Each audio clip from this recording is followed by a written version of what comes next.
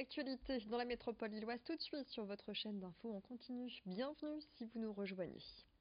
L'actualité de ce jeudi avec tout d'abord le métro de Lille. On va prendre la direction du métro de Lille où les portiques antifraude refont parler d'eux. Et oui, cette fois c'est l'APF, l'Association des paralysés de France, qui attire l'attention sur l'inaccessibilité de ces portiques pour les personnes en fauteuil roulant.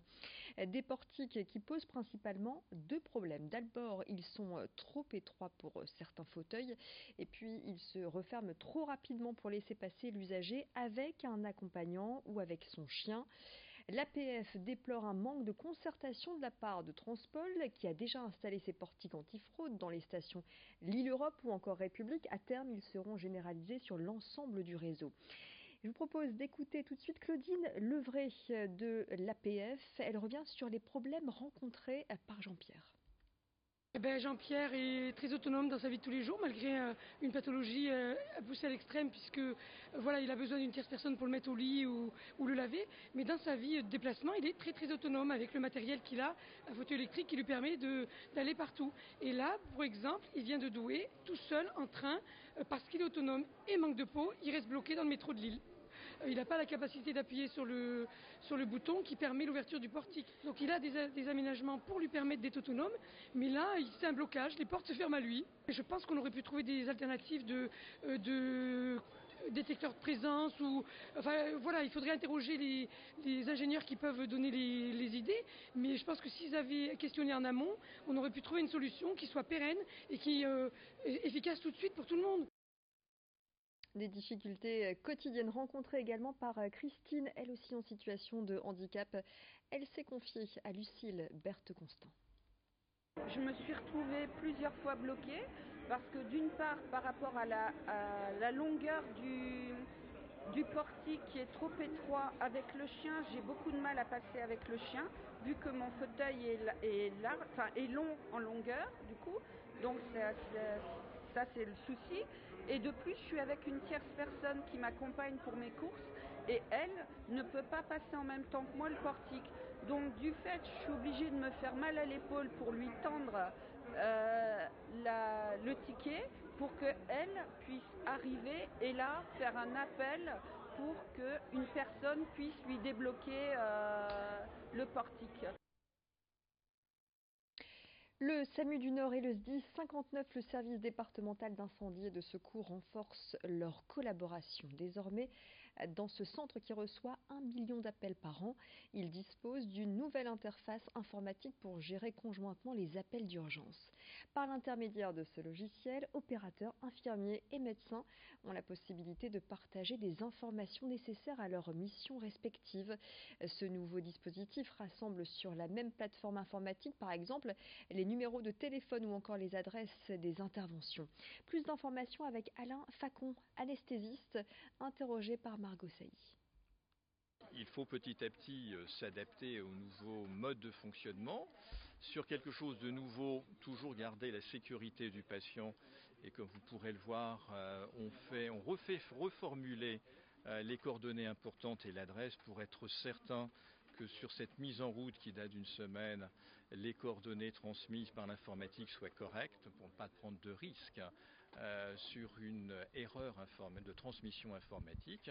Il est possible qu'à l'avenir, quand on s'apercevra que tout cela est parfaitement opérationnel, ça pourra aller encore plus vite en évitant de reformuler les coordonnées. Mais en tout cas, il n'y a plus de double saisie. Je vous dis, un simple appui sur un bouton permet de récupérer l'ensemble du dossier. Le gouvernement travaille à la mise en place d'une taxe à destination des poids lourds. La mesure permettrait de dégager des fonds pour l'entretien des routes. Actuellement, elle concerne uniquement les transporteurs étrangers. Demain, elle pourrait concerner également les poids lourds français. Une hypothèse crainte par l'OTRE, l'organisme représentatif des transporteurs routiers. Selon cette fédération, les usagers de la route, dont les transporteurs routiers, versent déjà 40 milliards d'euros pour l'entretien du réseau routier. Explication de Stéphana Calari. Elle est secrétaire générale de l'OTRE dans les Hauts-de-France, au micro de Margot Sailly. Dans l'état actuel des choses, il faut déjà prendre en considération les dispositifs que souhaite mettre en place l'État pour cette éventuelle vignette. Donc nous n'avons pas les détails précis à ce jour.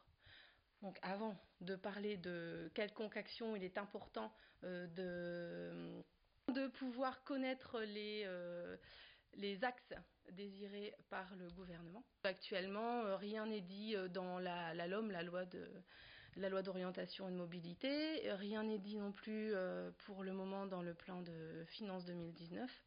Donc, mais je pense que prochainement nous aurons les informations. À Lille, plusieurs librairies victimes d'actes de vandalisme ces derniers jours. C'était le cas de la librairie Meurat, mais aussi de la librairie Place Ronde, située place de Strasbourg. Le lieu a ouvert ses portes au mois d'avril, mais l'inauguration officielle s'est déroulée hier soir. Et ce n'est pas juste une librairie, car si le rez-de-chaussée est consacré au plaisir de la lecture, le sous-sol, lui, a été aménagé en chambre d'hôte. L'idée est de dormir au beau milieu des livres, dans une ambiance zen, histoire de se ressourcer par le savoir et l'évasion. C'est donc l'idée de Fabienne Van Hul. Elle revient pour nous sur le pavé qui a brisé sa vitrine dans la nuit de samedi à dimanche. Ah bah, si je savais quelque chose, ce serait bien, si ce n'est que dimanche matin, j'ai été gentiment prévenue par mes voisins et par la boulangerie Paul que la vitrine avait été fracassée et il y avait un très beau pavé à l'intérieur. Et ce pavé-là, la différence de certains livres qu'on appelle des pavés, il est vraiment indigeste. Donc, nous sommes deux, donc la librairie Meurat qui a été touchée dans la nuit de vendredi à samedi et Place Ronde qui a été touchée dans la nuit de samedi à dimanche. Aucune explication, non, certainement, et j'ose l'espérer, l'acte d'un idiot, d'un imbécile. Alors ce soir, on fera un pied de nez à la bêtise. Voilà, c'est la fin de votre édition lilloise. Merci à vous tous de l'avoir suivi. Tout de suite, vous retrouvez les prévisions météo. Encore de bonnes nouvelles, fraîches certes, mais ensoleillées pour les prochaines heures.